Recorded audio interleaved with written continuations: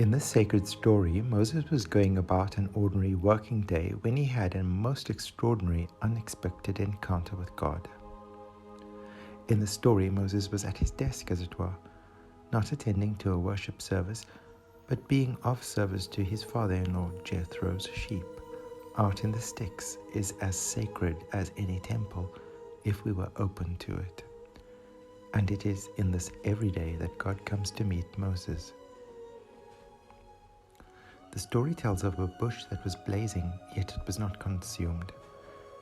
The angel of the Lord appeared to Moses in a flame of fire, yet the flame did not consume the bush.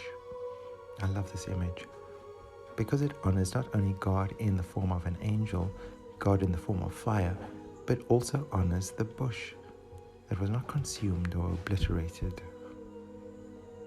This suggests that perhaps in God's presence, you and your unique signature seriously does matter. You, your personality, your particularity, your giftedness, shortcomings, and dreams, the shape of your soul, all these things are not obliterated, are not consumed. But you, the essence, heart, and soul of you, matters to God. So the tree was still the tree. When Moses became aware of this odd occurrence, he turned to the bush and tried to analyze it, to see why the bush was not being burnt up, not being consumed. But most times, encounters with God would often go beyond analytical thinking or grasping. And the only way we can talk about these encounters are through metaphors and myths, poetry, songs, and the like. In this story, God calls Moses not from the drama of the flames, but from the ordinary bush. And a bush, as you know, is not a huge oak or pine tree. It's more like fynbos, more at home, closer to the ground. God calls to Moses from the bush, from a place very close to the earth, the humus, you could say, from which we get the words humility, humor, humanity.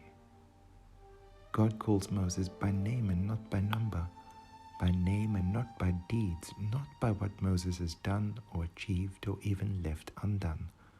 And Moses answers simply, but very profoundly, "Here I am."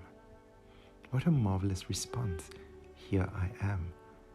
Meister Eckhart said if the only prayer you ever prayed was "thank you," that would be enough. This "here I am" showing up kind of prayer falls into the same category. It's as if Moses shows up for the very first time on the landscape of a deeper life. He appeared to become rather excited, but God said, "Come no closer, stand just there. Be still, be earthed, wait, remove your sandals, feel what is beneath your feet, for the ground on which you stand is holy." And in the stillness, God communicated to Moses, reminding him of his heritage, the long line from which he and his ancestors had come. Moses was so overcome with awe that he hid his face in fear.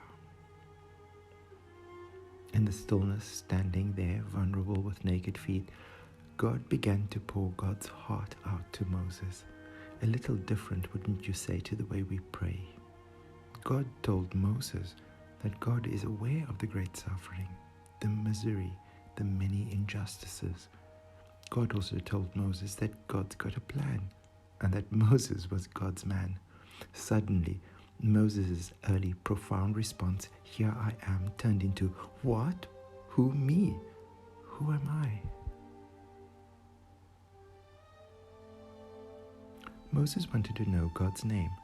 You could say he wanted to have a handle on God. But God cannot be contained, God cannot be handled or managed. And so God said, "I am what I am." In other words, my presence, my mystery, and utter love for you, Moses, is enough. "Moses, Moses, Moses," God continued, "I will be with you." So he rose from that experience, a far